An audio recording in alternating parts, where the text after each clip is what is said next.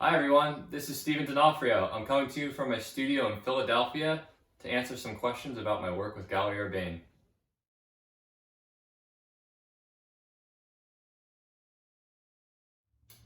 My current work is mostly interested in developing these patterns, and that came about because when I was making my still lifes and my vases, one of the crucial steps for me was exploring patterns and textures that I could then bring into these paintings. You would see that appear kind of in the vases, in certain fruits or brush strokes. And that was a process I really enjoyed and felt there was a lot of room for growth in that. So I kind of just focused all in on that step and just have been really digging into it and seeing how much I can explore pattern making. So that's where I'm at now with that.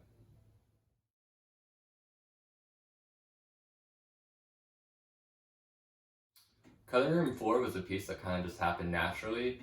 Part of my process when I'm making my paintings is collecting different forms and shapes that I'll draw out and pile up. I then take these forms and shapes and colors and will arrange them into a composition. That's how I end up making my still lifes and my patterns. And there's a lot of formal consideration that goes into that. But part of that process is literally cutting and editing out some of these shapes that just don't make the cut. And by doing that, I ended up with a pile, essentially a digital pile of all these different shapes, colors, and forms. And although there was no real cohesion to them, they were still really beautiful and felt personal to me because they were my shapes. And I kind of just threw them together, and that's how Cutting Room Floor came about.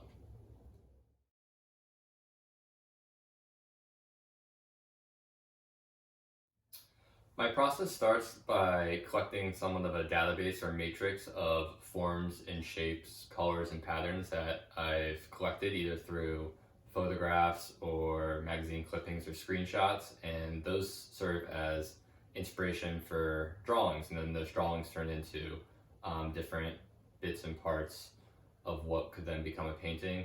I'll then take those in Adobe Illustrator, a drawing software, spend a fair amount of time working with those forms and shapes, pretty much drawing up like a blueprint to a painting, and that seems pretty planned because I'll then take that blueprint into my studio, and for the most part, I'll follow that about 80% of the way.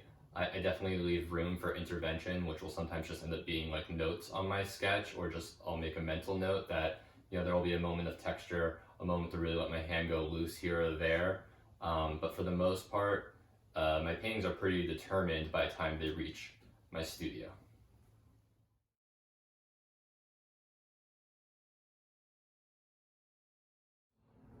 One of the most challenging things for me that I'm still kind of learning how to perfect or become more efficient is when I go to build out a painting. And when I say that, I mean what colors to lay down first and kind of how to weave or construct the painting. There's a lot of mental gymnastics involved with that as far as laying down certain colors or shapes and thinking about how colors will technically lay on top of one another as far as like their opaqueness and transparency. So that's something that always involves more consideration than I'm prepared for. And then something else that I run into is just the amount of time that everything takes from the construction of my canvases, which can take 2 or 3 days just with the gessoing process, to mixing colors, which again can take a couple of days to find the perfect colors, to laying down the paint layer after layer and sanding. So those are some technical elements that I'm still adjusting to and like perfecting.